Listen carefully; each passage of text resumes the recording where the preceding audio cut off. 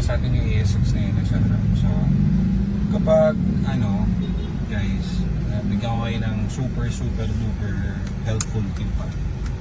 Kapag may problema kayo sa pangilalim, kahit anong pangilalim, sabihin yung sa ilalim ng kotse, merong tumutunog, merong something, or kahit ano, okay, wala, may kalampag, merong kayo nararamdamang hindi kaya sa pangilalim ng sasakyan nyo, ay highly recommended guys, dito kayo pupunta sa M7 instead of Banawe. Okay, lalo sa mga new buy.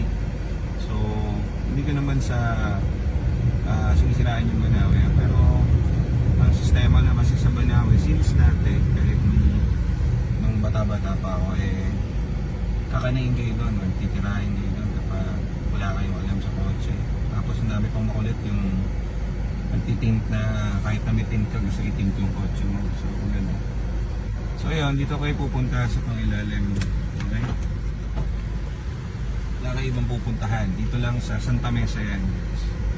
Kahit nasa malayo ka or nasa kahit anong lugar ka, dito sa M7 sure ka. So hindi naman to paid sponsorship, pero kasi ako dati pa dito, lahat ng auto namin dito. Kasi ang kaibahan nito sa ibang shop,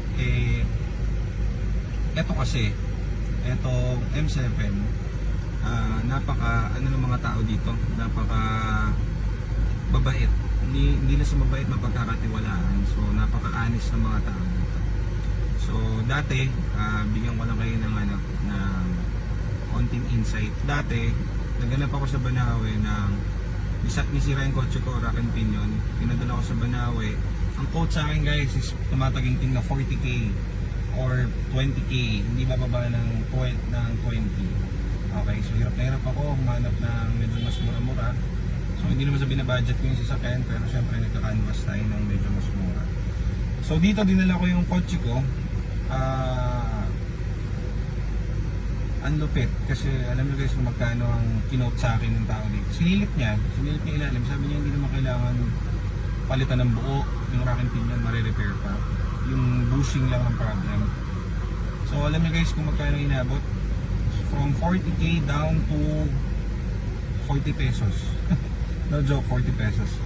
So pinalitan yung bushing, tapos sabi nga ni kuya yung gumagawa dito, yun si Ryan, yan yung contact namin dito, si Ryan ang hanapin nyo rito. Ang sabi 40 pesos lang. So 40 pesos binayad ko, yun lang. So at least yan, meron na kayong natutunan kahit pa paano dito. Actually wala kang yung labor, walang ang tawag dito, walang singil. 40 pesos lang talaga. So ang ginawa ko, binigyan ko ng 300 yung gumagawa. Ayan si Ryan, yung yung mekaniko namin dito na laging magpapaayos. Yan, ganyan lang si Nico. Iwala na namin yung unit dito. So ganoon lang kabilis. Walang mawawala, walang mababawas, walang madadagdag syempre. Pero pagtapos ng pulito yan, and yung singil niyan is sobrang makatao kung alam mong honest. Kasi ikot ko lang. Niya lang yung Ikot ka doon sa kapila. ano ba? Ikot ko lang. Di ba sumunod ka kasi? Sige.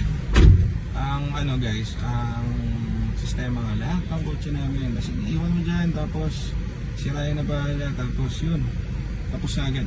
So far, gusto nyo malaman yung contact number niya. Actually, hindi nyo na kailangan kasi dito nakatira yan sa kabilang bahay lang.